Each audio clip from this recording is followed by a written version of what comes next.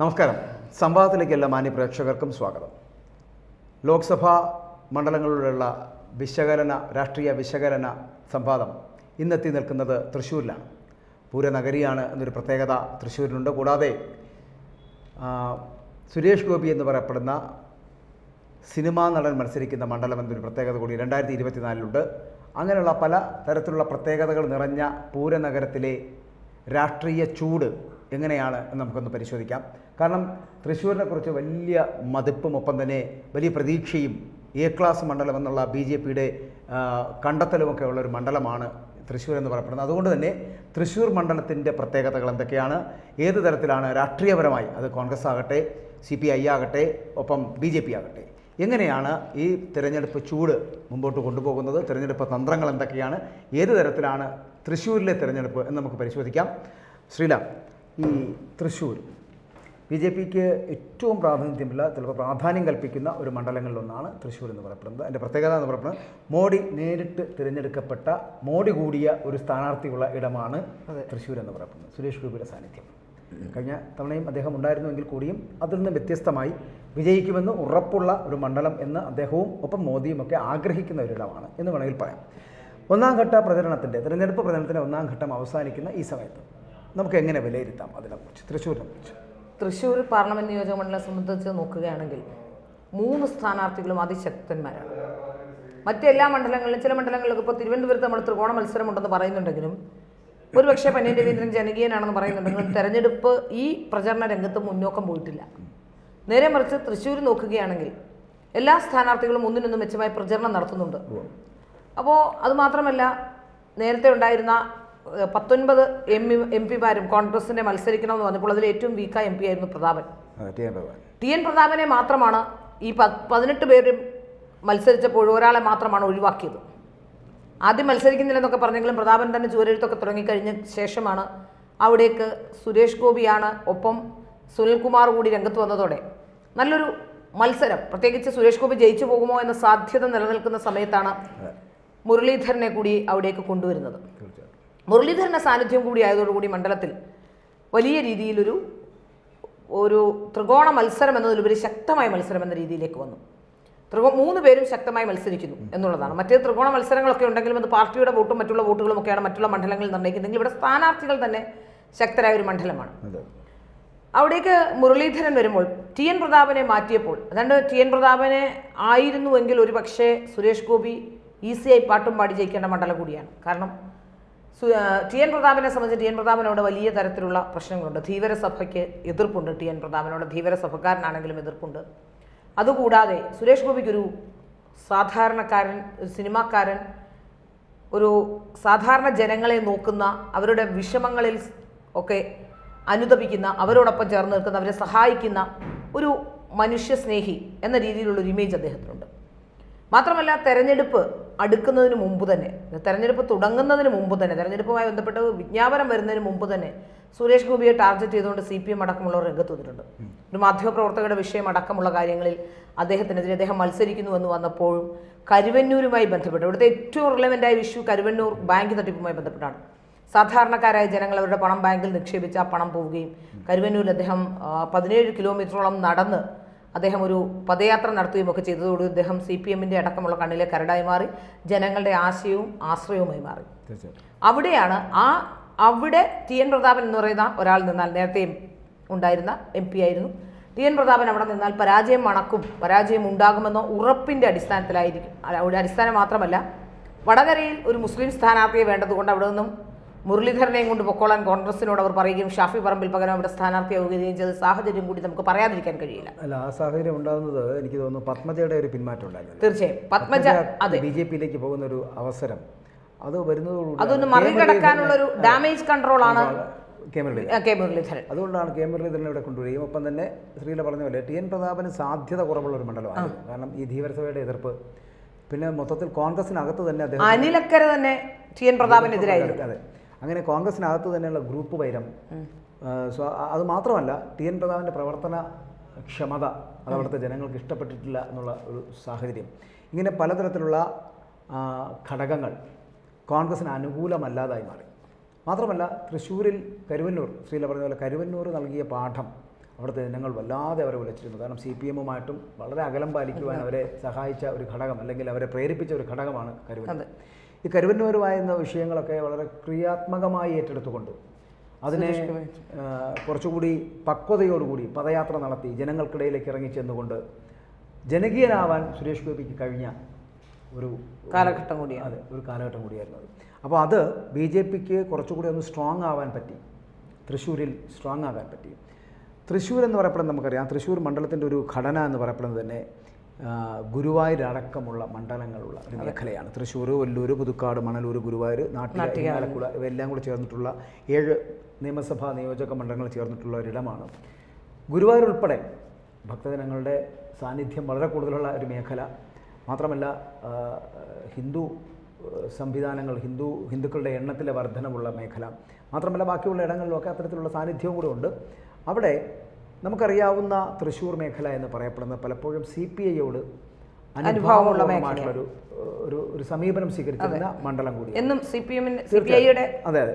1952 Indian national Congress ആണെങ്കിലും 1957 മുതൽ ഏകദേശം 82 വരെ തുടർച്ചയായിട്ട് CPI 10 വർഷക്കാലത്തോളം തുടർച്ചയായിട്ട് അവിടെ മത്സരിച്ചു വിജയിച്ചു എന്ന മണ്ഡലമാണ്. അതിനുശേഷമാണ് പിന്നെ മാറി വരുന്ന ഒരു ഘടകമാണ്. കോൺഗ്രസ് വരുന്നു 10 വർഷം, അത് കഴിയുമ്പോൾ 5 വർഷം വീണ്ടും CPI വരുന്നു, അതിനുശേഷം കോൺഗ്രസ് വരുന്നു. അങ്ങനെ CN ജയദേവന് ശേഷം CN പ്രതാപൻ അവിടെ MP ആയിട്ട് എത്തപ്പെടുന്ന ഒരു സാഹചര്യം ഉണ്ടായിരുന്നു. എനിക്ക് തോന്നുന്നു 1952 മുതൽ 2019 വരെ 10 തവണ ഇടതും 7 തവണ വലുതും വന്നു മാറി അങ്ങനെ മണ്ഡലം കൂടി. അതെ അതെ.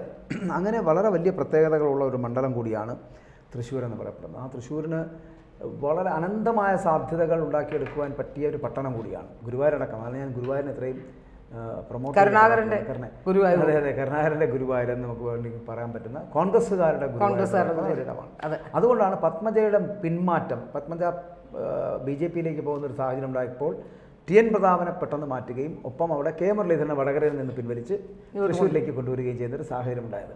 പകരം അതേപോലെ കോൺഗ്രസ് തിരിച്ചടിക്ക് ഒരു പകരം നൽകുക എന്നുള്ളതാണ്. ഡാമേജ് കൺട്രോൾ മാത്രമേ ഉള്ളൂ, ഒരു ഡാമേജ് കൺട്രോൾ തന്നെയാണ്, ഒരു കൺട്രോളായിട്ട് തന്നെയാണ് K മുരളീധരനോട് കൊണ്ടുവന്നിരിക്കുന്നത്. തീർച്ചയായിട്ടും. അപ്പോൾ രാമമന്ദിരവും മറ്റുള്ള മുരളി മന്ദിരവും ഒക്കെ അടക്കമുള്ള സംഭവങ്ങൾ ഈ തൃശ്ശൂരുമായിട്ടും മാളയുമായിട്ടും ബന്ധപ്പെട്ടിരിക്കുന്ന മേഖലയിൽ തൃശ്ശൂരിൻ്റെ ഒരു സാന്നിധ്യം, പ്രാതിനിധ്യം എന്ന് പറയുന്നത് കരുണാകരനാണ്. K കരുണാകരൻ എപ്പോഴും പരിലസിച്ചിരുന്ന ഏറ്റവും വലിയ മേഖലയാണ് തൃശ്ശൂരും മാളയൊക്കെ അടങ്ങുന്ന സ്ഥലം.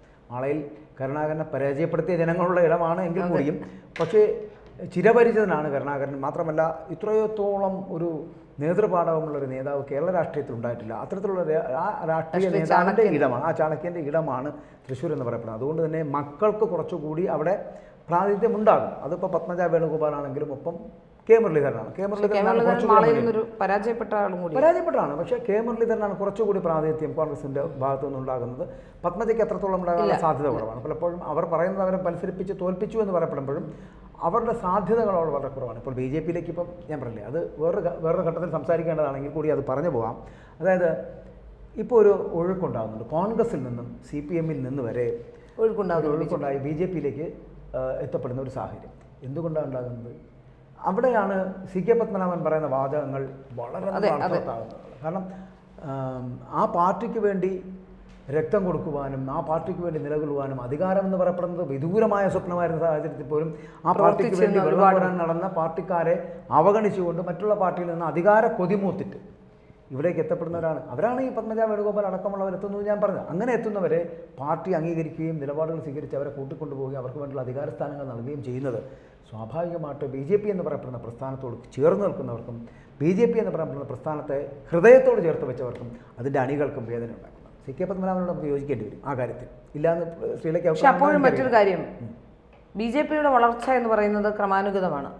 പഴയ കോൺഗ്രസ്സുകാരനും CPM-കാരനും ഒക്കെ മനസ്സിലെങ്കിലും കോൺഗ്രസ് CPM ആയിരുന്ന അല്ല, ഈ രണ്ടുപേരും പഴയ CKP എന്ന് പറഞ്ഞ പഴയ കമ്മ്യൂണിസ്റ്റ്. അതെ, അതെ, അവരാണ് പിന്നീട് വരുന്നത്. പക്ഷെ ഇപ്പോൾ അതായത് പണ്ടൊക്കെ ആദർശങ്ങളിൽ ഇപ്പോൾ CKP-യുടെ കാര്യം പറയുകയാണെങ്കിൽ CKP ഇതൊന്നും ആകാൻ സത്യത്തിൽ മാർക്സിസ്റ്റിലായിരുന്നെങ്കിൽ ഇതിൽ കൂടുതൽ വലിയ അല്ല. അതുകൊണ്ടാണ് ഞാൻ പറയുന്നത് CKP-യുടെ ഒരു വരവ് എന്ന് പറയപ്പെടുന്നത് BJP കേരളത്തിൽ ഒന്നുമല്ലാത്തൊരു കാലഘട്ടത്തില്ല. കാരണം അദ്ദേഹം അധികാരത്തിന്റെ ശ്രേണിയിലേക്കോ അല്ലെങ്കിൽ അധികാരം ലഭിക്കുന്ന ഒരു ശൃംഖലയിലോ CKP എത്തപ്പെടുന്നത്. അതുകൊണ്ട് CKP-യുടെ വരവ് അധികാരത്തിന് വേണ്ടിയിട്ടാണ് പറയുന്നത്. പകരം ഞാൻ പത്മജയുടെയും അല്ലെങ്കിൽ കോൺഗ്രസ്സുകാരായിട്ട് ഇപ്പോൾ വരുന്ന പലരെയും അത്തരത്തിൽ തന്നെയാണ് കാണുന്നത്. അത് പാർട്ടിക്ക് അവമതിപ്പുണ്ടാക്കുമെന്നുള്ള കാര്യത്തിൽ സംശയമില്ല, അത് സ്വാഭാവികമായിട്ടുള്ള. പക്ഷേ അതിന് വലിയ കേന്ദ്ര നേതൃത്വമൊക്കെ വളരെ കൃത്യമായിട്ടുള്ള ഇടപെടലുകൾ ഈ തിരഞ്ഞെടുപ്പിന് ശേഷം നടത്തുകയും ചെയ്യും. അതിനുശേഷം ഒരു വാർക്കപ്പണി ഉണ്ടാകുന്ന പോലെ ഒരു ശുദ്ധീകരിക്കൽ ഉണ്ടായിരിക്കും എന്നുള്ള കാര്യത്തിലും സംശയമില്ല ഈ BJPക്കകത്ത്. അതുകൊണ്ട് എല്ലാവർക്കും ഒഴുകിയെത്താൻ പറ്റുന്ന ഇടമായി മാറില്ല. കാരണം അത് സംഭവിക്കുന്നത് കാരണം ഒരു അഴിമതിയുടെ കൂടാരമായിരുന്നു കോൺഗ്രസ് എന്ന് പറയുന്നത്. ആ കൂടാരത്തിനകത്ത് കിടക്കുന്നത് എല്ലാം അഴിമതിക്കാരാണ്. അപ്പോൾ അതിൽ നിന്ന് വരുന്ന എല്ലാ അത്തരത്തിലുള്ള ചിന്താഗതികളോട് എത്തുന്നവരാണ്. ആരും ആ പാർട്ടിക്ക് അധികാരമില്ല, അതിൽ അധികാരം ലഭിക്കില്ല എന്നുള്ള സാധ്യത കണ്ടുകൊണ്ട് അധികാരമുള്ളിടത്തേക്ക് വന്ന് എന്തെങ്കിലും കിട്ടിയാൽ മതി, എന്തെങ്കിലും ഒരു അധികാരം കിട്ടും എന്നുള്ള പ്രതീക്ഷയോടുകൂടി എത്തുന്നവരുണ്ട്. അപ്പോൾ അതുകൊണ്ട് ചില ഘട്ടങ്ങളിലെങ്കിലും സ്വാഭാവികമായിട്ടും ഇത്തരത്തിലെത്തുന്നവരെക്കുറിച്ച് പൊതുസമൂഹത്തിനൊരു വിലയിരുത്തലുണ്ടാകും. പോകുന്നത് BJPക്ക് അധികാരം ഉണ്ട് എന്നുള്ളതുകൊണ്ടും അവിടെ എന്തെങ്കിലും ഒരു സ്ഥാനമാനം ലഭിക്കണമെന്നുള്ളത് കൊണ്ടുമാണ് പോകുന്നത് എന്ന് സ്വാഭാവികമായിട്ട് അവർ ചിന്തിക്കും. ഇനി ഈ അധികാര സ്ഥാനങ്ങളൊന്നും കിട്ടിയില്ലെങ്കിൽ ഈ വരുന്ന വ്യക്തികൾ ഒരു 5 വർഷത്തിനകത്ത് തിരിച്ചു വെച്ച് അതാണ് സംഭവിക്കാൻ പോകുന്നത്. അപ്പോൾ നമ്മൾ പറഞ്ഞു വന്നത് തൃശ്ശൂരിലേക്ക് പത്മജ പോകുന്നതുകൊണ്ട് ആ ഇടം ഒന്ന് പുതുക്കുവാൻ അല്ലെങ്കിൽ നികത്തുവാൻ വേണ്ടിയിട്ട്, ആ ഇടം നികത്തുവാൻ വേണ്ടിയിട്ട് അത്തരത്തിൽ കൊണ്ടുവരുന്നതാണ് മുരളീധരനെ കൊണ്ടുവരുന്നു. അത് ആ ഡാമേജ് കൺട്രോളായിട്ട് എത്തപ്പെടുന്നതുകൊണ്ട് തന്നെ കുറേ സാധ്യതകളുണ്ട്. ഏത് തരത്തിലുള്ള, ഇപ്പോൾ നിയമത്താണെങ്കിലും ഒരു ഇലക്ഷൻ വരുമ്പോൾ പെട്ടെന്നുള്ള മത്സരിക്കാൻ ആരുണ്ടോ എന്ന് ചോദിച്ചാൽ പെട്ടെന്ന് മുരളീധരൻ്റെ പേര് പറയും. മുരളീധരൻ അവിടെ നടത്തുന്നു. വടകരയിൽ ആരുണ്ട് മത്സരിക്കാമെന്ന് ചോദിച്ചാൽ അവിടെ മുരളീധരൻ്റെ പേര് മുരളീധരൻ. കാരണം മുരളീധരൻ പലപ്പോഴും സ്വന്തം ത്യാഗം നടത്തിയിട്ടെത്തുന്നില്ല. കാരണം വട്ടിയൂർക്കാവ് നിയോജക മണ്ഡലത്തിൽ നല്ല MP, ക്ഷമിക്കാം, നല്ലൊരു MLA ആയിരുന്നു ഈ മുരളീധരൻ. അവിടുത്തെ ജനങ്ങൾക്ക് വളരെ ഇഷ്ടപ്പെട്ട, എനിക്ക് തോന്നുന്നു 7-8 വർഷക്കാലത്തോളം അവരുമായിട്ട് സംബന്ധിച്ച് സഹകരിച്ച് അവരോടൊപ്പം സഞ്ചരിച്ചിരുന്ന ഒരു വ്യക്തിയാണ് അദ്ദേഹം. അത് പറയാതിരിക്കാൻ കഴിയില്ല മുരളീധരനെ കുറിച്ച്. കാരണം അവിടുത്തെ പകലുകളിൽ പൂർണ്ണമായിട്ടും ഈ പറയുന്ന നേതാവിനെ കാണാത്ത ഒരു വ്യക്തിയും അവിടെ ഉണ്ടാവില്ല. അങ്ങനത്തെ ഒരു MLA ആയിരുന്നു മുരളീധരൻ. അത് പറയണമല്ലോ, ചെയ്യുന്ന കാര്യങ്ങൾ നന്മ ചെയ്യുമ്പോൾ പറയേണ്ടത് തന്നെ. അപ്പോൾ അത്തരത്തിലുള്ള ഒരു നേതാവ് മുരളീധരൻ പെട്ടെന്നൊരു സുപ്രഭാതത്തിൽ അവിടം ഉപേക്ഷിച്ച് ഇവിടെ വടകരയിൽ അദ്ദേഹം വിജയിക്കുന്നു. അന്നത്തെ സാധ്യതകൾ നമുക്കറിയാമല്ലോ, എന്തൊക്കെയാണ് സംഭവിച്ചതെന്നുള്ളത് അറിയാം. ഈ നമ്മൾ പല സംഭവത്തിൻ്റെ തന്നെ പല പരിപാടികളും നമ്മൾ പറഞ്ഞിട്ടുള്ള പോലെ അത് അപ്പോഴത്തെ രാഷ്ട്രീയ സാഹചര്യം അതായിരുന്നു. അങ്ങനെ ജയിച്ചു കയറുന്ന ഒരു സാഹചര്യം ഉണ്ടായി. പക്ഷെ നഷ്ടപ്പെടുത്തിയത് വലിയൊരു സംവിധാനമായിരുന്നു. കാരണം ഒരു MLA പോസ്റ്റിൽ നിന്നുകൊണ്ട് അദ്ദേഹത്തിന് വേണമെങ്കിൽ അടുത്ത തിരഞ്ഞെടുപ്പ് വരുമ്പോഴത്തേനും ഒരു മന്ത്രിസ്ഥാനം ഉറപ്പാക്കാൻ കഴിയുന്ന തരത്തിലേക്കുള്ള ഒരു ഇടം നഷ്ടപ്പെടുത്തിക്കൊണ്ടും, അതുപോലെ തന്നെ നമുക്ക് പറയാം ഒരു MLA ജനഹൃദയങ്ങളിൽ ഇടം നേടിക്കഴിഞ്ഞാൽ പിന്നെ അദ്ദേഹം അവിടുത്തെ പരമ്പരാഗത MLA ആയിട്ട് മാറും, സ്ഥിര MLA ആയിട്ട് മാറും. ഉമ്മൻചാണ്ടിയുടെ കാര്യത്തിലും കണ്ടതാണ്. അപ്പോൾ അത്തരത്തിലുള്ള സ്ഥിതിവിശേഷം മുരളീധരൻ ഇവിടെ ഉണ്ടാക്കിയെടുക്കാൻ കഴിയുമായിരുന്നു. അതിനെ എനിക്ക് തോന്നുന്നു ഈ അകത്ത് തന്നെയുള്ള ചില കുൽസിത കക്ഷികളുണ്ടല്ലോ ഇത്തരത്തിൽ പ്രവർത്തിക്കുന്നവർ, അത് പിന്നിൽ നിന്ന് കുത്തുന്നതിൻ്റെ ഭാഗമായിട്ടായിരിക്കും അദ്ദേഹത്തിന് വടകരയായിരിക്കും. ഇപ്പോൾ വടകരയിൽ നിന്ന് തൃശ്ശൂരിലേക്ക് തട്ടി കളിക്കുന്നത്. ഇനി അദ്ദേഹത്തിൻ്റെ രാഷ്ട്രീയ ഭാവി എന്താവും എന്നൊക്കെ കാത്തിരുന്ന് കാണാം. ചിലപ്പോൾ അവിടെ സുരേഷ് ഗോപി തൃശ്ശൂരിൽ ജയിക്കുകയാണെങ്കിൽ മുരളീധരൻ്റെ രാഷ്ട്രീയ ഭാവി എന്താണെന്നുള്ളത് നമ്മൾ കാത്തിരുന്ന് കാണേണ്ട കാര്യമാണ് അല്ലേ? കാരണം KPCC പ്രസിഡന്റായിരുന്ന, മന്ത്രിയായിരുന്ന, കോൺഗ്രസിൻ്റെ മുഖമായിരുന്ന, വാക്കായിരുന്ന ആളായിരുന്ന മുരളീധരൻ ഒന്നുമല്ലാതാകാൻ പോകുന്നു എന്നുള്ളതാണ് യഥാർത്ഥ വസ്തുത. അപ്പോൾ നമുക്ക് കാര്യത്തിലേക്ക് വന്നാൽ തൃശ്ശൂരിൽ സംഭവിക്കാൻ പോകുന്നത് മുരളീധരനെ പോലൊരു സ്ഥാനാർത്ഥിയെ കൊണ്ടുവന്ന് നിർത്തി വിജയിപ്പിക്കുക എന്നൊരു ലക്ഷ്യം അവരുടെ മുന്നിലുണ്ടിൽ കൂടിയും അതിലേക്ക് നടന്നെടുക്കാൻ എത്തുമോ എന്നുള്ളൊരു സംഭവമാണ്. കാരണം കരുവന്നൂർ പോലുള്ള പ്രശ്നങ്ങളിൽ കൃത്യമായി ഇടപെടാൻ കഴിഞ്ഞിട്ടില്ലാത്ത ഒരാളാണ്. കോൺഗ്രസിന് കഴിഞ്ഞിട്ടുണ്ടോ? മുരളീധരൻ കഴിഞ്ഞിട്ടില്ല. കാരണം മുരളീധരൻ ആ തന്നെ വടകരയില്ല, കോൺഗ്രസിന് കഴിഞ്ഞിട്ടില്ല. അപ്പോൾ കോൺഗ്രസിന് കഴിയാത്തിടത്തോളം കാലം ആ ഒരു ഗ്യാപ്പ് നികത്തിയിരുന്നത് സുരേഷ് ഗോപിയായിരുന്നു. അതെ, സുരേഷ് ഗോപിക്ക് രാഷ്ട്രീയ പ്രതിപക്ഷ നേതാവ് എന്ന പോലെ തന്നെ അവിടെ അദ്ദേഹം പെരുമാറിയിരുന്നത്. അവിടുത്തെ പ്രകടനങ്ങളും പ്രതിഷേധങ്ങളും പ്രവർത്തനങ്ങളും എല്ലാം തൃശ്ശൂരിൽ അങ്ങനെ ഏകോപിപ്പിച്ച് കൊണ്ടുവരാൻ സുരേഷ് ഗോപി എന്ന് പറയപ്പെടുന്ന ഒറ്റയാണ് കഴിഞ്ഞുള്ളത്. പിന്നെയാണ് പാർട്ടി പ്രവർത്തകരും ബാക്കിയുള്ളവരും ഒക്കെ അദ്ദേഹത്തോട് സഹകരിക്കുകയും അതിനുള്ള സംവിധാനങ്ങൾ ഉണ്ടാക്കിയെടുക്കുകയും ചെയ്തു. പലപ്പോഴും അങ്ങനെയാണ് പല മേഖലകളും മോദി നേരിട്ടുകൊണ്ടുവരുന്ന പല സ്ഥാനാർത്ഥികളോടും ചിലപ്പോഴൊക്കെ BJPയുടെ ജില്ലാ നേതൃത്വങ്ങൾ ഒരകൽച്ച ആദ്യം ഉണ്ടാക്കിയെടുക്കായിരുന്നു. പിന്നെ അതിനുശേഷം അവർ ഒട്ടിച്ചേരുന്ന ഫെവിക്കോൾ പോലെ ആകുന്ന ഒരവസ്ഥയെ നമ്മൾ കണ്ടിട്ടുണ്ട്. അത് പല മണ്ഡലങ്ങളിലുണ്ട്.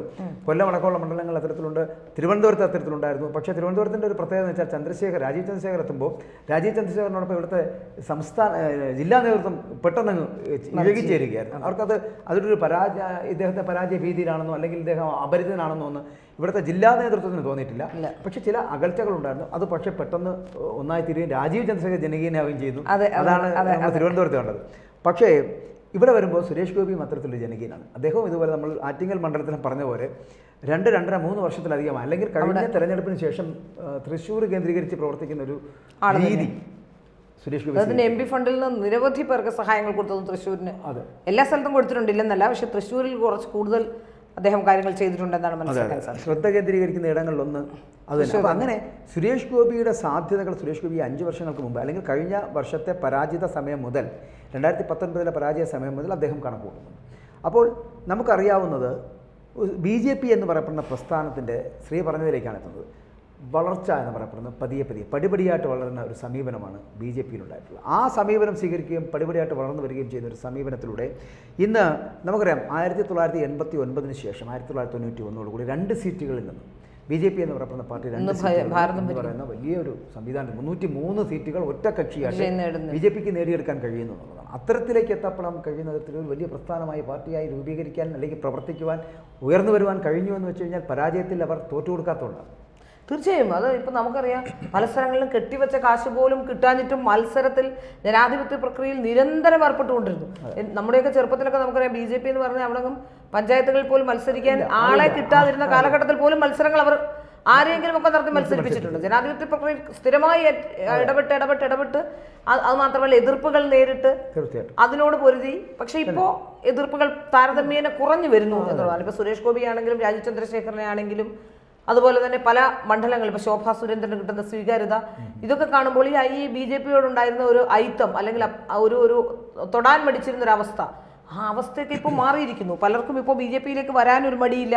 ഇപ്പൊ തന്നെ നമ്മൾ മനസ്സിലാക്കുന്നത് തിരുവനന്തപുരത്തെ MP സ്ഥാനാർത്ഥി പോലും ചർച്ചകൾ നടത്തിയിരുന്നു എന്നാണ്. അദ്ദേഹം ഇതുവരെ നിഷേധിക്കുകയൊന്നും ചെയ്തിട്ടില്ല. നേരെ മറിച്ച് രാജീവ് ചന്ദ്രശേഖരനെ ബന്ധപ്പെട്ട് അദ്ദേഹത്തിന്റെ സ്വത്തുവിവരവുമായി ബന്ധപ്പെട്ട് ചില പരാമർശങ്ങൾ വന്നപ്പോൾ അദ്ദേഹം പോയി കേസ് കൊടുത്തു.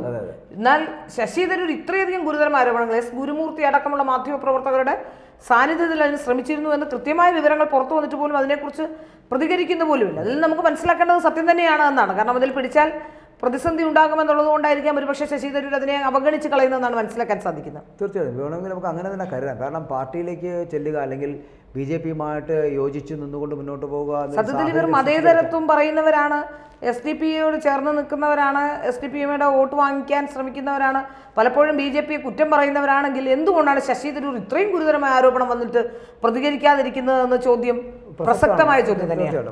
അത് ചെയ്യേണ്ടതായിരുന്നു, ചെയ്തിട്ടില്ല എന്നുള്ളതാണ്. എന്തായാലും അതിനകത്ത് എന്തെങ്കിലുമൊക്കെ ഉണ്ടാകുമല്ലോ. കാരണം തീർച്ചയായും ഒരു വെറുതെ ഒരു ആരോപണം തീയില്ലാതെ പുകയില്ല എന്ന് പറയുന്ന പോലെ ഒരു ആരോപണം വെറുതെ ഒരാൾക്കെതിരെ എടുത്ത് പറയുന്ന ഒരു സമീപനം. മാത്രമല്ല അക്കാലത്ത് ശശി തരൂരിന്റെ ചില രീതികളിൽ ചില പരാമർശങ്ങളിൽ രാമക്ഷേത്രവുമായി പോലും ബന്ധപ്പെട്ടു. അത് മാത്രമല്ല G23യുമായിട്ട് ബന്ധപ്പെട്ട് വരുന്ന വിഷയങ്ങൾ ഗുലാം നബി ആസാദ് ഒക്കെ സ്വീകരിച്ചിട്ടുള്ള മാർഗം അതിനോട് യോജിപ്പ് ഇദ്ദേഹത്തിനുണ്ടായിരുന്നു. പക്ഷെ പാർട്ടി വിട്ടു പോകാൻ അദ്ദേഹം ഒന്ന് വിമുഖത കാണിക്കുകയും എന്നാൽ അതേ സമയത്തിന് ആ കാലഘട്ടത്തിലായിരിക്കണം അദ്ദേഹത്തിന്റെ പ്രവർത്തനങ്ങൾ BJPയുമായിട്ട് ചേർന്ന് വേണമെങ്കിൽ ആകാമെന്ന് കരുതിയ ഒരു കാലഘട്ടമായിരിക്കാം. ആ കാലഘട്ടത്തിലായിരിക്കാം അത്തരത്തിലുള്ള ചിന്തകളും ഇടപെടലുകളും ചിലപ്പോൾ BJP വക്താക്കളുമായിട്ടുള്ള ബന്ധങ്ങളും ഒക്കെ ഉണ്ടാക്കിയെടുത്തതെന്ന് വേണമെങ്കിൽ നമുക്ക് പ്രതീക്ഷിക്കാം. അത്തരത്തിലുണ്ടായിട്ടുണ്ടായിരിക്കാം. അതൊക്കെ ഈ വരുന്ന തലമുറ ഏതൊക്കെ തരത്തിൽ ചിന്തിക്കുമെന്ന് നമുക്ക് നോക്കാം. പക്ഷെ അതിനു മുമ്പ് ഈ കേരളത്തിലുള്ള കോൺഗ്രസിനുള്ളിൽ ഇപ്പോഴും ശ്രമിച്ചുകൊണ്ടിരിക്കുന്നത്, അവർ മനസ്സിലാക്കാൻ ശ്രമിച്ചുകൊണ്ടിരിക്കുന്നത് വരുന്ന നിയമസഭാ തെരഞ്ഞെടുപ്പിൽ എങ്ങനെയാണ് അവർക്ക് അധികാരം പിടിച്ചെടുക്കാൻ കഴിയുക, അതിനുവേണ്ടി മാത്രമായിട്ടുള്ള ഒരു രംഗം ഒരുക്കിയെടുക്കുകയാണ് ഇപ്പോൾ ചെയ്യുന്നത്. പകരം ലോക്സഭാ തെരഞ്ഞെടുപ്പ് അവർക്കൊരു വിഷയമേ അല്ല. ലോക്സഭാ തെരഞ്ഞെടുപ്പ് നടത്തുകയോ അല്ലെങ്കിൽ അതിൽ നിന്ന് 5 സീറ്റ് നേടിയെടുക്കുകയോ അതിൽ നിന്നുകൊണ്ട് മുന്നോട്ട് പോകാനുള്ള സാധ്യതകൾ കണ്ടെത്തുകയോ എന്നുള്ളത് അവരുടെ ഒരു വിഷയമേ അല്ലായിരുന്നു. കാരണം അവർക്കറിയാം അധികാരം എന്തായാലും ലഭിക്കാൻ പോകുന്ന കേരളത്തിൽ നരേന്ദ്രമോദി അധികാരത്തിലെത്തുമെന്നും അവരും സമ്മതിച്ചു കഴിഞ്ഞു. അങ്ങനെ പരാജയം സമ്മതിച്ച കോൺഗ്രസിനെയാണ് നമുക്ക് കാണാൻ കഴിയുന്നത്. തീർച്ചയായും. അതുകൊണ്ട് പണ്ടൊക്കെ ഏതെങ്കിലും ഒരു ഇലക്ഷൻ വരുമ്പോൾ ആരായിരിക്കും ലീഡ് ചെയ്യുക എന്നെങ്കിലും പറയും. ഇപ്പോൾ രാഹുൽ ഗാന്ധി എന്ന് പറയുന്ന ഒരാളാണ് ലീഡ് ചെയ്യുന്നതെന്നോ അല്ലെങ്കിൽ ഞങ്ങളുടെ പാർട്ടിയുടെ ഇന്ന ആളുടെ നേതൃത്വത്തിലാണ് എന്ന് പറയാൻ പോലും അപ്രസക്തമായ രീതിയിലേക്ക് നേതാക്കന്മാർ മാറിയിരിക്കുന്നു. ആരെയാണ് പറയാൻ കൊള്ളാവുന്ന? നരേന്ദ്രമോദിയെ എടുത്തു വെച്ച് നോക്കിയാൽ, യോഗി ആദിത്യനാഥിനെ എടുത്തു വെച്ച് നോക്കിയാൽ, അമിത്ഷാ എടുത്തു വെച്ച് നോക്കിയാൽ ഏതെങ്കിലും ഒരു നേതാവിനോട് കമ്പീറ്റ് ചെയ്യാൻ പറ്റുന്ന ഒരു നേതാവ് പോലും ഇപ്പോൾ കോൺഗ്രസിലില്ല എന്നുള്ളതാണ് ഏറ്റവും വലിയ. അല്ല, അതിലൊരു മുഖമാണ് ശശി തരൂർ എന്നുള്ളത്. ആ ഒരു മുഖത്തിനെ മാറ്റി നിർത്തിക്കൊണ്ടാണ് കോൺഗ്രസ് മുന്നോട്ട് പോകുന്നത്. വേണമെങ്കിൽ മല്ലികാർജ്ജുന ഖാർഗെക്ക് വരാം ശശി തരൂരിനെ പ്രതിഷ്ഠിച്ചിരുന്നുവെങ്കിൽ BJPക്ക് എതിരായിട്ട് നിന്ന് സംസാരിക്കാനെങ്കിലും പറ്റുമായിരുന്നു. ഒരു നേതാവ് ഉണ്ടായിരുന്നു, ഒരു ലീഡർ ഉണ്ടായിരുന്നു. അതാണ് കോൺഗ്രസിന് പറ്റിപ്പോയ ഒരു അപജയവും. അങ്ങനെ തൃശ്ശൂരിൻ്റെ മേഖലകളിലേക്ക് നമ്മൾ വീണ്ടും വരുമ്പോൾ തൃശ്ശൂരിൽ CPIയുടെ ഒരു സാന്നിധ്യം എപ്പോഴും ഉണ്ട് എന്നുള്ളതാണ്. തീർച്ചയായും. അപ്പോൾ ഈ 2024 തെരഞ്ഞെടുപ്പിലെ മറ്റൊരു സാന്നിധ്യം, ശ്രദ്ധേയമായ സാന്നിധ്യമാണ് മുൻ കൃഷിമന്ത്രി കൂടിയായിട്ടുള്ള വി എസ് സുനിൽകുമാർ. അത് പറയാതിരിക്കാൻ കഴിയില്ല. സുനിൽകുമാർ വളരെ ജനകീയനായ ഒരാളാണ്. പക്ഷേ ഇത്തവണത്തെ സുനിൽകുമാറിന്റെ ജനകീയതയൊക്കെ നിൽക്കുമ്പോഴും സുനിൽകുമാറിന്റെ വിനയാകുന്ന കരുവന്നൂർ ബാങ്കുമായി ബന്ധപ്പെട്ട പ്രശ്നമാണ്. ആ പ്രശ്നത്തിൽ CPM ആണ് പ്രതിക്കൂട്ടിലുള്ളതെങ്കിലും CPI ആയിരുന്നിട്ട് കൂടി ഒരു കാര്യവും ചെയ്യാനോ, ഇത്രയും ജനകീയനായ സുനിലേട്ടൻ എന്നാണ് അവിടെ പലരും ഇപ്പോൾ പോസ്റ്ററുകളിലൊക്കെ കാണുന്നത്, ഈ സുനിലേട്ടൻ അവിടെ ഒന്നും ചെയ്യാൻ കഴിഞ്ഞിട്ടില്ല എന്നുള്ളത് വളരെ പരിതാപകരമായ അവസ്ഥ തന്നെയാണ്. കാരണം ഏറ്റവും സാധാരണക്കാരായ മനുഷ്യരാണ് ഈ കോപ്പറേറ്റീവ് ബാങ്കിൽ പണം നിക്ഷേപിക്കുന്നത്. അവരെ ലോൺ എടുക്കുന്നത് ഒക്കെ സാധാരണക്കാരാണ്. അവരുടെ പണവും ഒക്കെ ഇങ്ങനെ ചിലർ ജോലി ചെയ്ത് അവരുടെ റിട്ടയർമെൻറ്റ് ബെനിഫിറ്റുകൾ, അപ്പോൾ അങ്ങനെയൊക്കെ ഇട്ട പണം ഒരു സുപ്രഭാതത്തിൽ ഒഴുകിപ്പോയി എന്ന് കേൾക്കേണ്ടി വരുന്ന പലരുടെയും അവസ്ഥ, അതവരെ സത്യത്തിൽ അവരുടെ ജീവിതം തന്നെ പ്രതിസന്ധിയിലാക്കിയിട്ടുണ്ട്. ചികിത്സ കിട്ടാതെ മരിക്കുക, അതുപോലെ അങ്ങനെ നിരവധി പ്രശ്നങ്ങൾ അവിടെ നിന്നപ്പോഴും ഈ ജനകീയനായ സുനിൽകുമാർ എന്ന് പറയുന്ന ഒരാൾ ഒരിക്കൽ പോലും ഇവരെ ആരും കണ്ടിട്ടില്ല.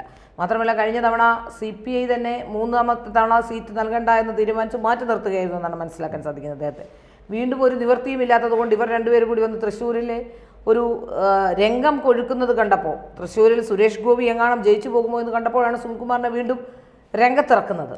മാത്രമല്ല എനിക്ക് തോന്നുന്നു പിണറായി വിജയൻ അത്ര താല്പര്യമുള്ളൊരു നേതാവുമല്ല സുനിൽകുമാർ എന്നാണ് മനസ്സിലാക്കാൻ സാധിക്കുന്നത്. അതുകൊണ്ട് പരാജയ ഭീതി ഉണ്ട് എന്നുള്ള കാര്യത്തിൽ സംശയമില്ല. പക്ഷേ അത് പറയുമ്പോഴും തൃശ്ശൂരിൻ്റെ ഒരു മുഖമാണ് സുനിൽകുമാർ. അത് പറയാൻ അതെ CPI എന്ന് പറയപ്പെടുന്ന പ്രസ്ഥാനത്തിന് എപ്പോഴും ഒരു തീവ്ര മനോഭാവമല്ല, ഒരു വളരെ മൃദു സമീപനം സ്വീകരിക്കുന്ന ഒരു പ്രസ്ഥാനമാണ്. എപ്പോഴും അങ്ങനെയാണ്, അവരുടെ നേതാക്കളും അങ്ങനെയാണ്. തിരുവനന്തപുരത്ത് പന്നൻ്റെ വീതിൽ ഇവരാണെങ്കിൽ ഈ പറയുന്ന പോലെ PS സുനിൽകുമാർ, ഇവരൊക്കെ കുറച്ചുകൂടി സാധാരണ ജീവിതം നയിക്കുന്ന സാധാരണക്കാരായിട്ടുള്ള നേതാക്കന്മാരാണ്.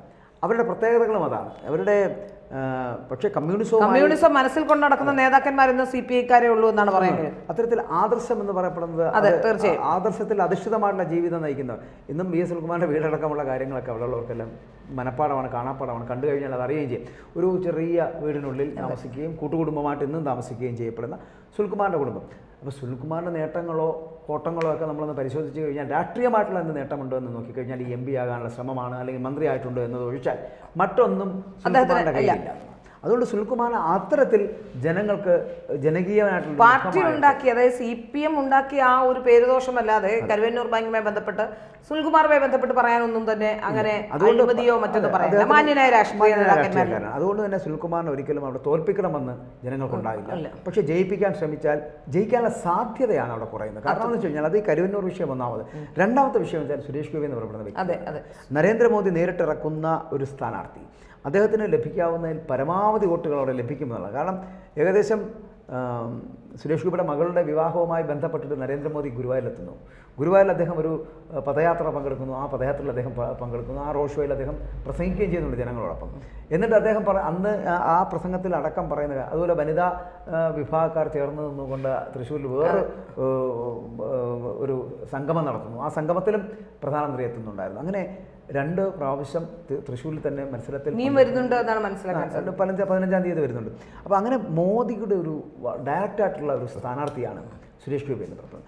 സുരേഷ് ഗോപിയെ തള്ളിക്കളയുവാൻ അതുകൊണ്ട് തന്നെ BJP-ക്കാർക്ക് ഒന്നാമത് കഴിയില്ല. രണ്ടാമത്തെ കാര്യം, അവിടുത്തെ നിഷ്പക്ഷമതികളായിട്ടുള്ള വോട്ടർമാരുണ്ട്.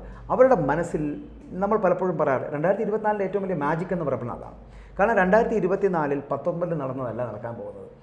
ഞാൻ അതാണ് പറയുന്നത്. 2014 മുതൽ 2024 വരെയുള്ള കാലഘട്ടത്തിൽ 5 വർഷക്കാലം ഭരണത്തിലെ അഴിമതിയെ തുടച്ചു നിൽക്കുകയും രണ്ടാമത്തെ 5 വർഷക്കാലം വികസനത്തിൻ്റെ പാത ഒരുക്കുകയും ചെയ്യലായിരുന്നു. എന്ന് പറഞ്ഞ് വികസനത്തിലെത്തിയെന്ന് ചോദിച്ചാൽ വികസനത്തിലെത്തിയില്ല. പക്ഷേ നമ്മുടെ വികസന സ്വപ്നങ്ങൾ പാതി വഴിയിൽ കിടക്കുന്നു എന്നുള്ളത് ഇന്ത്യയുടെ നാനാഭാഗങ്ങളിൽ നമ്മൾ സന്ദർശിച്ചു കഴിഞ്ഞാൽ നമുക്ക് മനസ്സിലാക്കാൻ കഴിയുന്ന കാര്യങ്ങൾ. പലതരത്തിലുള്ള പാലങ്ങൾ, പലതരത്തിലുള്ള ബിൽഡിങ്ങുകൾ, പലതരത്തിലുള്ള വ്യവസായശാലകൾ, മനസ്സിലായില്ല, റോഡുകളുടെ നിർമ്മാണം, ഇങ്ങനെ പലതരത്തിലുള്ള പ്രവർത്തനങ്ങൾ വികസിതമായിട്ട് നടന്നുകൊണ്ടിരിക്കുന്ന, ദ്രുതഗതിയിൽ നടന്നുകൊണ്ടിരിക്കുന്ന ഒരു സമീപനമാണ് ചെയ്യുക. അതായത് ഈ 2019-24 വരെ. അപ്പോൾ ഇനിയും അത് പൂർത്തീകരിക്കുക എന്നുള്ളതാണ് നമ്മുടെ മുമ്പിലെ ലക്ഷ്യമെന്ന് പറയപ്പെടുന്നത്. ആ ലക്ഷ്യത്തിലേക്ക് എത്തണമെങ്കിൽ ഇനിയൊരു പുതിയ പാർട്ടിയെ കൊണ്ടുവന്നുകൊണ്ടോ, അല്ലെങ്കിൽ UPA പോലുള്ള മുന്നണിയെ കൊണ്ടോ, അല്ലെങ്കിൽ ഇന്ത്യ സഖ്യത്തെ കൊണ്ടുവന്നുകൊണ്ടോ കാര്യമില്ല എന്ന് ജനങ്ങൾ തീരുമാനിക്കുകയാണ്. ജനങ്ങളുടെ തീരുമാനമാണ്. അതൊരിക്കലും നമ്മൾ രാഷ്ട്രീയപരമായിട്ടുള്ള തീരുമാനമല്ല. നിഷ്പക്ഷമതികളായിട്ടുള്ള രാഷ്ട്രീയക്കാർ തീരുമാനമെടുക്കുന്നു. ഇവിടെ ജയിച്ചു വരേണ്ടത് ഇപ്പോൾ ഒരിക്കൽ കൂടി NDA ആണ്, അല്ലെങ്കിൽ BJP ആണ്. നരേന്ദ്രമോദി നയിക്കട്ടെ എന്ന് പറയപ്പെടുന്നത്. നിതിൻ ഗഡ്കരിയെ പോലൊരു നേതാവ്, നമ്മളത് മറന്നു പോകാൻ പാടില്ല. നിതിൻ ഗഡ്കരിയെ പോലൊരു നേതാവ് റോഡിലെ മഹാൻ എന്നാണ് പുള്ളിയെക്കുറിച്ച് പറയുന്നത്. റോഡ് നിർമ്മാണം എന്താണോ അത് വളരെ കൃത്യമായിട്ട് നടത്താൻ കഴിയുന്ന ഒരു മന്ത്രി എന്ന് പറഞ്ഞാൽ നിതിൻ ഗഡ്കരിയാണ്. RSSൻ്റെ പിന്തുണയുള്ള ചിലപ്പോൾ അതേപോലെ തന്നെ പ്രവർത്തിക്കുന്ന ഒരു നേതാവ്. അതുപോലുള്ള നേതാക്കളുടെ പിന്തുണയാണ് BJP എന്ന് പറയപ്പെടുന്ന പ്രസ്ഥാനത്തിൻ്റെ കരുത്തെന്ന് പറയപ്പെടുന്നത്. അത് വളരെയധികം ഉൾക്കൊണ്ടുകൊണ്ട് മുന്നോട്ട് പോകുന്ന ഒരു സാഹചര്യത്തിലാണ് ഈ ഇപ്പോൾ NDA കേന്ദ്രം ഭരിച്ചുകൊണ്ടിരിക്കുന്നത്. ആ സമയത്തിന് ഞാൻ പറഞ്ഞു നിർത്തിയ പോലെ വികസനത്തിൻ്റെ പാത അടച്ചു വെക്കാതെ വികസനത്തെ ദ്രുതഗതിയിൽ മുന്നോട്ട് നയിക്കുന്നതിന് വേണ്ടിയിട്ട് അതിനുള്ളൊരു പാത ഒരുക്കി കൊടുക്കണമെങ്കിൽ വീണ്ടും കേന്ദ്രത്തിലേക്ക് ഇവരെത്തേണ്ടതുണ്ട്, BJP എത്തേണ്ടത്. അതുകൊണ്ടാണ് ഞാനല്ലാതെ നമുക്കിപ്പോൾ BJP ഉയർത്തി കാട്ടിയതുകൊണ്ടോ അല്ലെങ്കിൽ BJP ആണ് ജയിക്കാൻ പോകുന്നതെന്ന് നമുക്ക് പറയാം. ഈ നമ്മളൊരു രാഷ്ട്രീയപരമായിട്ടുള്ള സാധ്യതകളും രാഷ്ട്രീയപരമായിട്ടുള്ള അവലോകനങ്ങളും വിശകലനങ്ങളും നടത്തുമ്പോൾ നമുക്ക് മനസ്സിലാക്കാൻ കഴിഞ്ഞിട്ടുള്ള കാര്യങ്ങളാണ് ഈ പറയുന്നത്. അപ്പോൾ അതിനകത്ത് നമുക്ക് മനസ്സിലാക്കാൻ കഴിയുന്നതാണ്. എവിടെയെങ്കിലും ഒന്ന് ശ്രീ സഞ്ചരിച്ച വഴികളിലൊക്കെ ഒന്ന് ഇപ്പം നിങ്ങൾ ഇവിടുന്ന് കേരളത്തിൻ്റെ അങ്ങോളം സഞ്ചരിക്കുന്നതാണ്, ഡൽഹിയിലേക്ക് പോകുന്നതാണ്, അല്ലെങ്കിൽ പല സ്ഥലങ്ങളിൽ നിങ്ങൾ കാണുന്നതാണ്. ഈ കാഴ്ചകളിലൊക്കെ എവിടെയെങ്കിലും നമ്മൾ കേരളത്തിൻ്റെ കാര്യം എടുത്താൽ എവിടെയെങ്കിലും CPM-നും കോൺഗ്രസിനും ഒരു അനുകൂല തരംഗമോ അല്ലെങ്കിൽ അവരുടെ തെരഞ്ഞെടുപ്പ് പ്രവർത്തനങ്ങളിൽ ഒരു ചടുലതയോ കാണാൻ കഴിയും. കാരണം അവർ പകരം ഇപ്പോഴേ സംബന്ധിച്ച് പരാജിതരായി മാറി നിൽക്കുന്നത്. അവിടെയാണ് ഞാൻ പറയുന്നത്, അലസരായി നിൽക്കുന്ന കോൺഗ്രസിനെയും CPM-നെയും കമ്മ്യൂണിസ്റ്റുകാരെയും ചടുലതയോടെ പ്രവർത്തിക്കുന്ന അണികളുള്ള ഒരു പ്രസ്ഥാനമായി BJP മാറിയിരിക്കുന്നത്. ആ BJP-യുടെ യാത്രകൾ എന്ന് പറയുന്നത് കൊണ്ടെത്തിക്കുന്നത് ഈ പറയുന്ന വിജയങ്ങളിലേക്കാണ്. പക്ഷേ ചിലപ്പോൾ നമുക്കറിയാം ചിലപ്പോൾ വിജയത്തിലേക്ക് എത്താൻ കഴിയില്ല, അതിനുള്ള സാഹചര്യങ്ങൾ വളരെ കുറവാണ്. ആ ഒരു സാധ്യത എന്ന് പറയപ്പെടുന്നത് പലപ്പോഴും ഈ സുരേഷ് ഗോപി ആകട്ടെ, ഇപ്പോൾ K. മുരളീധരനും VS സുനിൽകുമാറും ശക്തരായ സ്ഥാനാർത്ഥികളാണ് തൃശ്ശൂരിൻ്റെ. പക്ഷേ വോട്ട് പറിക്കാനുള്ള സാധ്യതകളും ഉണ്ടാവാം.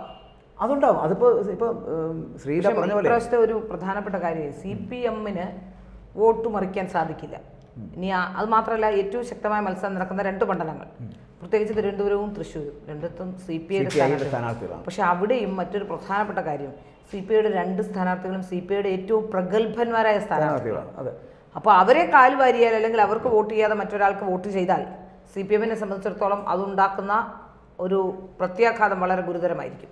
തീർച്ചയായിട്ടും പ്രത്യാഘാതം വളരെ കൂടുതലായിരിക്കും. പക്ഷേ ഞാൻ അതിനകത്ത് മറ്റൊരു രാഷ്ട്രീയം കൂടെ നമ്മൾക്കുണ്ട്, അതുകൂടെ നമ്മൾ സൂചിപ്പിക്കേണ്ടതുണ്ട്. ഞാൻ നേരത്തെ പല കാര്യങ്ങളും പറഞ്ഞ പോലെ NDA-യുമായിട്ട് അടക്കുന്ന മുസ്ലിം ലീഗ് എന്ന് പറഞ്ഞ പ്രസ്ഥാനം ഉണ്ട്. പക്ഷേ CPM-ന്റെ ഒരു ചിന്താധാരയിലുള്ളത് CPI പോകുന്നെങ്കിൽ പോകട്ടെ എന്നാണ്. ഈ ലോക്സഭ മുസ്ലിം ലീഗിനെ തിരിച്ചു പിടിക്കുക എന്നുള്ളതാണ് അവരുടെ ലക്ഷ്യം. അതായത് അവർക്ക് 24 സീറ്റ് കൊടുക്കുക, ഇവർക്ക് 24 സീറ്റ് കൊടുക്കുക.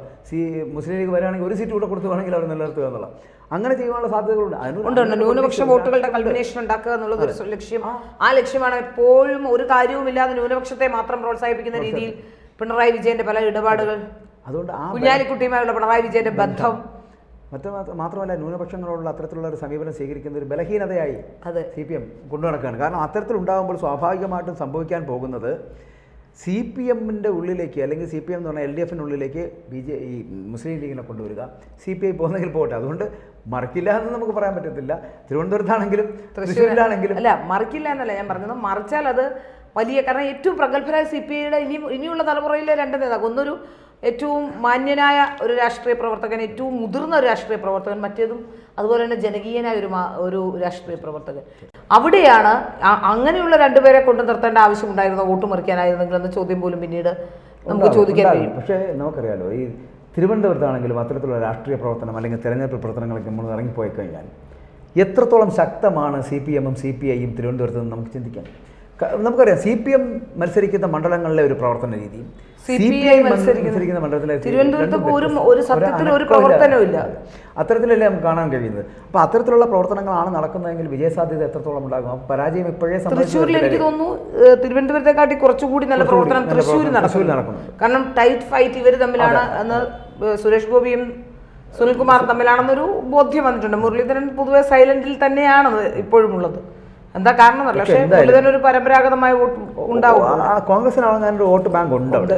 പക്ഷെ അതുപോലെ തന്നെയാണ് CPI-ക്കും ഒരു വോട്ട് ബാങ്ക് ഉണ്ട്. ഇവർ രണ്ടുപേരുടെ ഇടയിൽ നിൽക്കപ്പെടുന്ന സമുദായ സംഘടനകളുടെ ഒരു സമവാക്യമുണ്ട്. ആ സമുദായ സംഘടനകളുടെ സമവാക്യവും വളരെ കൃത്യമായി പ്രവർത്തിക്കും. പിന്നെ ഈ പറയുന്ന ഭൂരിപക്ഷ വിഭാഗം എന്ന് പറയപ്പെടുന്ന ഈ നമുക്കറിയാലോ നിഷ്പക്ഷമതികളായിട്ടുള്ള വോട്ടർമാരുണ്ട്, അവരുടെ ഒരു തീരുമാനം ഉണ്ടാകും. പലർക്കും ഈ കരുവന്നൂർ അടക്കമുള്ള കാര്യങ്ങളുടെ ഒരു തീരുമാനം എന്ന് പറയപ്പെടുന്നത് കരുവന്നൂരിൽ പറയുമ്പോൾ സാധാരണക്കാരുടെ ജനങ്ങളുടെ അന്നന്നത്തെ വകയ്ക്ക് ശേഷമുള്ള അവരുടെ പണം കൊണ്ട് നിക്ഷേപിക്കുന്ന ഇടങ്ങൾ മാത്രമാണ്. കുട്ടികളുടെ വിവാഹം, വിദ്യാഭ്യാസം, ഇവരുടെ ഈ പറയുന്ന പോലെ മരുന്ന് വാങ്ങാനുള്ള പണം അടക്കമുള്ള കാര്യങ്ങൾ നിക്ഷേപിക്കുന്ന ഒരിടമായിട്ട് കരുവന്നൂർ ബാങ്ക് പോലുള്ള ബാങ്കുകളെ കാണുകയും ആ ബാങ്കുകൾ അത്തരത്തിലുള്ള നിക്ഷേപങ്ങൾ നടത്തുകയും കാത്തിരിക്കുന്നുണ്ട് മക്കളുടെ പഠനത്തിനും വിവാഹത്തിനും ഒക്കെ വേണ്ടി ഈ പണത്തിന് വേണ്ടി. പക്ഷേ അത് ലഭിക്കാതെ വരുന്ന സാഹചര്യം ഉണ്ടാകുമ്പോൾ ചങ്ക് തകർന്ന് നിൽക്കുന്ന മക്കളെയാണ്. അത് മാത്രമല്ല, ഇത്തവണ നരേന്ദ്രമോദി ഇപ്പോൾ കരുവന്നൂരിലേക്ക് ഇനി അവിടേക്ക് വരുന്നുണ്ട് എന്നാണ് മനസ്സിലാക്കാൻ സാധിക്കുന്നത്. അതായത് ഈ തെരഞ്ഞെടുപ്പിൽ ഏറ്റവും പ്രധാനപ്പെട്ട സരസു എന്ന് പറയുന്ന പ്രൊഫസറുമായി നടത്തിയ സംഭാഷണം പാലക്കാട്, അതായത് ആലത്തൂരിൽ സ്ഥാനാർത്ഥിയുമായി സംസാരിക്കുമ്പോൾ കൃത്യമായി തന്നെ നരേന്ദ്രമോദി പറയുന്നുണ്ട്, ഈ കണ്ടുകിട്ടിയ സ്വത്തിൽ നിന്നുള്ള പണം അത് പരമാവധി വിനിയോഗിച്ചുകൊണ്ട് ഈ പണം പോയ എല്ലാവരെയും അവർക്ക് നൽകാനുള്ള ഒരു കാര്യം ചെയ്യും എന്ന്. അത് വെറും വാക്കല്ല എന്ന് നമുക്കറിയാം. കണ്ടുകിട്ടിയ സ്വത്തുവകകളിൽ നിന്ന് ഈടാക്കി അവരുടെ പണം നൽകുന്നത്. ഏതായാലും അത് കേസ് തീരേണ്ടതുണ്ട്. കേസ് തീർന്നു കഴിഞ്ഞെങ്കിൽ മാത്രമേ നടക്കുകയുള്ളൂ. പക്ഷേ എങ്കിൽ പോലും ഇത്തവണ അത് വലിയ രീതിയിൽ പ്രതിഫലിക്കും ഈ തെരഞ്ഞെടുപ്പിൽ. അത് സുരേഷ് ഗോപിക്ക് ഗുണകരമാകുമെന്ന് തന്നെയാണ് ചിന്തിക്കാനുള്ളത്. തീർച്ചയായിട്ടും. അതിനകത്ത് മറ്റൊരു കാര്യമുള്ളത്, ഇപ്പം ശ്രീല പറഞ്ഞ പോലെ കരുവന്നൂരിൽ പ്രധാനമന്ത്രി നരേന്ദ്രമോദിയുടെ അത്തരത്തിലുള്ളൊരു ഇടപെടൽ എന്ന് പറയപ്പെടുന്നു ഉണ്ടായതുകൊണ്ട് ആ ഇടപെടൽ ഉണ്ടായതിൽ വളരെ വലിയ ആത്മസന്തോഷത്തിലും ആത്മവിശ്വാസത്തിലുമാണ് തൃശ്ശൂരിലെ ജനത എന്ന് പറയപ്പെടുന്നത്. ഇങ്ങനെ കരുവന്നൂരിൽ പണം നഷ്ടപ്പെട്ടു പോയൊരു വിഭാഗം. കാരണം മുഖ്യമന്ത്രിയുമായി ബന്ധപ്പെട്ട് വരുന്ന സഹകരണ വകുപ്പ് മന്ത്രിയോ ഒന്നും ഈ കാര്യത്തിൽ വ്യക്തമായൊരു തീരുമാനം പറഞ്ഞില്ല. ഇല്ലെങ്കിൽ നിങ്ങൾക്ക് നഷ്ടപ്പെട്ടു പോയ പണം ഞങ്ങൾ തിരികെ നൽകാം, അതിനുള്ള കാര്യങ്ങൾ ചെയ്യാമെന്ന് പറയുവാനുള്ള ഒരു മനസ്സ് കാണിച്ചില്ല എന്നുള്ളതാണ്. പകരം എങ്ങനെയെങ്കിലും കുറച്ച് പണം കേരള ബാങ്ക് അടക്കമുള്ള ബാങ്കുകളിൽ നിന്ന് സ്വീകരിച്ചുകൊണ്ട് ഇവിടെയുള്ള ജനങ്ങൾക്ക് 50 കോടി എടുക്കുക, പ്രശ്നക്കാർക്ക് പണം കൊടുത്ത് ഒതുക്കുക എന്നുള്ളതായിരുന്നു. പക്ഷേ അത് ഈ പറയുന്ന പോലെ പലപ്പോഴും പല കാര്യങ്ങൾ നടക്കാതെ ആകുന്ന സാഹചര്യമുണ്ട് എന്ന് പറയുമ്പോൾ കേരള ബാങ്കിൽ നിന്ന് അങ്ങനെ പണം എടുത്തു കഴിഞ്ഞാൽ അടുത്ത സർക്കാർ വരുമ്പോൾ അതിൻ്റെ പ്രസിഡന്റിനെ പിടിക്കുമെന്നുള്ള കാര്യം ഉറപ്പായതുകൊണ്ട് അതിനകത്ത് ദിനേശ് മണി അടക്കമുള്ളവർ അതിനകത്ത് ആ ഒരു കാര്യം പറഞ്ഞിട്ടുമില്ല, സമ്മതിച്ചിട്ടുമില്ല. അതുകൊണ്ട് അതും നടന്നില്ല. അതുകൊണ്ടാണ് സാധാരണക്കാർക്ക് പണം എത്തിക്കുവാനുള്ള ഒരു സാധ്യത ഇല്ലാതായിപ്പോയി. പക്ഷേ പകരം നട്ടലോടുകൂടി പറഞ്ഞത് പണം നഷ്ടപ്പെട്ടവർക്ക് പണം നിങ്ങൾക്ക് ലഭ്യമാക്കുമെന്ന് പറഞ്ഞത് നരേന്ദ്രമോദിയാണ്. അതുകൊണ്ട് തന്നെ ആ ജനങ്ങൾക്ക് പണം നഷ്ടപ്പെട്ടവർക്ക് അതൊരു ആശ്വാസമാണ്. ഒപ്പം തന്നെ കരുവന്നൂർ ഉൾപ്പെടുന്ന തൃശ്ശൂർ മണ്ഡലത്തിനകത്ത് ഒരു പുതിയ ജനകീയനായ നേതാവ് ഉണ്ടാകേണ്ടത് ആവശ്യമാണ് എന്ന് ബോധ്യപ്പെടുമ്പോൾ സ്വാഭാവികമായിട്ടും സാധ്യത എന്ന് പറയപ്പെടുന്നത് സുരേഷ് ഗോപിക്ക് അനുകൂലമായിട്ടൊരു തരംഗമാണ്. പിന്നെ അത് പക്ഷേ ഒരു ചില മണ്ഡലങ്ങളിലെങ്കിലും നമുക്ക് വളരെ കുറച്ച് മണ്ഡലങ്ങളിൽ മാത്രമേ ആര് ജയിക്കുമെന്ന് പറയാൻ കഴിയൂ. അതിൽ തന്നെ എനിക്ക് തോന്നുന്നു UDF സാധ്യതയുള്ള മണ്ഡലം എന്ന് പറയുന്നത് കൊല്ലം മാത്രമാണ്. ഉറപ്പിച്ച് പറയാൻ കഴിയും. ബാക്കിയൊക്കെ അവിടെ ഇവിടെയൊക്കെ സീറ്റുകൾ അങ്ങോട്ടും ഇങ്ങോട്ടും മാറിയും മറിഞ്ഞുമൊക്കെ വന്നിരിക്കും. കൊല്ലത്ത് പ്രേമചന്ദ്രൻ എന്നുള്ളത് നമുക്ക് ഉറപ്പിക്കാവുന്ന കാര്യമാണ്. ബാക്കിയുള്ള സ്ഥലങ്ങളിൽ അങ്ങനെ നമുക്ക് ഉറപ്പിച്ച് പറയാൻ കഴിയില്ല. അതുപോലത്തെ മണ്ഡലമാണ് തൃശ്ശൂരും. തൃശ്ശൂരിൽ ഈ 3 സ്ഥാനാർത്ഥിയിൽ ആരായിരിക്കും, അതെ 3 സ്ഥാനാർത്ഥികളിൽ ആരായിരിക്കുമെന്ന് ഒരു കാലത്തും ഉറപ്പിച്ച് പറയാൻ കഴിയില്ല. അല്ല, എല്ലാ തവണത്തെയും തെരഞ്ഞെടുപ്പ് പോലെയല്ല ഇത്തവണത്തെ തെരഞ്ഞെടുപ്പ്. പല മണ്ഡലങ്ങളിലും നമുക്ക് സ്ഥാനാർത്ഥികളെ ആരാണ് വിജയിക്കുക എന്ന് പറയാൻ കഴിയില്ല. നമുക്ക് സാധാരണഗതിയിൽ ചില മണ്ഡലങ്ങളിലൊക്കെ പറയാവുന്നതായിരുന്നു നേരത്തെയുള്ള തെരഞ്ഞെടുപ്പുകളിൽ. ഈ തെരഞ്ഞെടുപ്പിൽ എനിക്ക് തോന്നുന്നു കണ്ണും പൂട്ടി പറയാൻ പറ്റുന്ന ഒരേ ഒരു മണ്ഡലം കൊല്ലമാണ്. കൊല്ലത്ത് പ്രേമചന്ദ്രൻ ജയിക്കുമെന്നാണ് സാധ്യതയാണത്. അല്ലാതെ UDF അത് മാത്രമേ പറയാൻ കഴിയുള്ളൂ. ബാക്കിയുള്ള മണ്ഡലങ്ങളിലൊക്കെ തിരിഞ്ഞും മറിഞ്ഞും വരാം. പിന്നെ ഒരു കാര്യം എനിക്ക് തോന്നുന്നത്, കോൺഗ്രസിന്റെ MP-മാരുടെ അല്ലെങ്കിൽ UDF MP-മാരുടെ പിടിപ്പുകേട് കൊണ്ട് ചില സീറ്റുകളെങ്കിലും ഇത്തവണ നഷ്ടപ്പെടും. ഇടതുപക്ഷത്തിന് ഗുണകരമായി കിട്ടും. അപ്പോഴും ഇടതുപക്ഷം അഹങ്കരിക്കും. കനൽ ഒരു തരിയല്ല, വീണ്ടും 2-3 തരി കൂടി കിട്ടിയെന്ന്. അതെ, ആ തരത്തിലേക്ക് ഒരു മാറ്റം ഉണ്ടാകും. BJP കടുത്ത പ്രതിരോധം ഇവർക്ക് സൃഷ്ടിക്കുന്നുണ്ട്. അതുകൂടാതെ വോട്ട് പെർസെൻറ്റേജിലും ചിലപ്പോൾ ഒരുപക്ഷെ അത്ഭുതങ്ങൾ സൃഷ്ടിക്കുന്ന കാര്യത്തിലും BJP മുൻപിലായിരിക്കും എന്നുള്ള കാര്യത്തിൽ സംശയമില്ല. തീർച്ചയായിട്ടും. കാരണം CPM അങ്ങനെ ഇപ്പോൾ ശ്രീ പറഞ്ഞതുപോലെ UDF പിടിപ്പുകേട് കൊണ്ട് 2-3 സീറ്റുകൾ അവർക്ക് ലഭിക്കുന്ന സാഹചര്യം ഉണ്ടായപ്പോലും സംഘടന മാത്രമായിരിക്കും അവർ പോകുന്നത്. കാരണം 11 സീറ്റ് എങ്ങനെയാണെങ്കിലും ഉണ്ടാക്കിയെടുത്തേ പറ്റൂ. ആ 11 സീറ്റ് ലഭിക്കുന്നില്ലാത്ത സാഹചര്യമായ അവരുടെ ദേശീയ പദവി പോകുന്ന ഒരു സാഹചര്യമായി. പിന്നെ അണ്ണാറക്കഞ്ഞിന് കണ്ണിലോ അല്ലെങ്കിൽ ഈ പറഞ്ഞ പോലെ എന്തെങ്കിലുമൊക്കെ കഞ്ഞി ചക്കാടകത്തിലൊക്കെ നിൽക്കേണ്ടി വരുന്ന ഒരു സാഹചര്യം. അതൊക്കെ വളരെ ദയനീയമാണ്. എന്തെങ്കിലും ചെയ്യാൻ പറ്റുന്ന ഒരു സാഹചര്യം കേരളത്തിൽ മാത്രമേ ഉള്ളൂ, വേറെ എവിടെയും 4 മണ്ഡലങ്ങളിൽ വിജയിക്കുകയും വേണം. അങ്ങനെയൊക്കെ ഒരുപാട് ഘടകങ്ങൾ ഇതിനകത്തുണ്ട്. അതൊക്കെ വരുമ്പോൾ നമുക്കറിയാം. എന്തായാലും 2024 കൂടി അവസാനത്തെ അരിവാൾ ചുറ്റിക നക്ഷത്രത്തിലുള്ള മത്സരമാണ് എന്ന് വേണമെങ്കിൽ പറയേണ്ടി വരും. ആ ഒരു അവസ്ഥയാണുള്ളത്. പിന്നെ ഉള്ളത് അതുകൊണ്ട് തന്നെ വളരെ വലിയ ത്രികോണ മത്സരം നടക്കുന്ന ഒരു മണ്ഡലമാണ് തൃശ്ശൂർ. തൃശ്ശൂരിൽ K മുരളീധരനും VS സുനിൽകുമാറും ഒപ്പം സുരേഷ് ഗോപിയും കുമ്പും വിജയ സാധ്യതയുണ്ട്. കാരണം VS സുനിൽകുമാർ അതുപോലെ ജനകീയനായിട്ടുള്ള നേതാവാണ് VS സുനിൽകുമാർ. K മുരളീധരനും അതുപോലെ തന്നെയാണ് കോൺഗ്രസിന്റെ വല്ലാത്ത മുഖമാണ് അദ്ദേഹം. ഇതുപോലുള്ള പ്രതിസന്ധി ഘട്ടങ്ങളിലൊക്കെ അദ്ദേഹത്തിനെ കൊണ്ട് പ്ലേസ് ചെയ്യാറുണ്ട് പലപ്പോഴും. വടകരയാണെങ്കിലും നിയമമാണെങ്കിലും ഒക്കെ അതിന് ഉദാഹരണങ്ങളാണ്. അത്തരത്തിലൊന്നും തൃശ്ശൂർ എന്ന് പറയപ്പെടുന്നത്. ജനങ്ങളുടെ ആശയവും അഭിലാഷവുമായ സുരേഷ് ഗോപി കൂടി എത്തുന്നതോടെ എന്ത് സംഭവിക്കാവുന്നതാണ്. ആർക്ക് വേണോ വിജയം സംഭവിക്കാം. ഞങ്ങൾ ഇങ്ങനെ ഒരു രാഷ്ട്രീയ വിശകലനം നടത്തുമ്പോൾ അതിനകത്തുനിന്ന് ലഭിക്കുന്ന ചില വിവരങ്ങൾ മാത്രമാണ് പ്രേക്ഷകരോട് ഞങ്ങൾ പങ്കുവയ്ക്കാൻ ശ്രമിക്കുന്നത്. ഇതിനകത്ത് രാഷ്ട്രീയമോ അല്ലെങ്കിൽ കൃത്യമായിട്ടുള്ള ഒരു പക്ഷം ചേർന്നുള്ള പോക്കോ ഞങ്ങൾക്കില്ല എന്ന് ഞങ്ങൾ ആദ്യം തന്നെ പറഞ്ഞിട്ടുണ്ട്. പക്ഷേ ചില വിശകലനങ്ങൾ രാഷ്ട്രീയപരമായി ചെയ്യുന്നു എന്ന് മാത്രം. അതിലാണ് ഇപ്പോൾ നമ്മൾ തൃശ്ശൂർ ജില്ലയിൽ അല്ലെങ്കിൽ തൃശ്ശൂർ ലോക്സഭാ മണ്ഡലത്തിൽ നിൽക്കുന്നത്. അവിടുത്തെ വിജയസാധ്യതകൾ എന്ന് പറയപ്പെടുന്ന 3 പേർക്കും അനുകൂലമായിട്ടുള്ളൊരു കാറ്റാണ്. പക്ഷേ അതെങ്ങനെയായിരിക്കും, ആരായിരിക്കും വിജയിച്ചു വരിക എന്നുള്ളത് പ്രവചനാതീതമാണ്.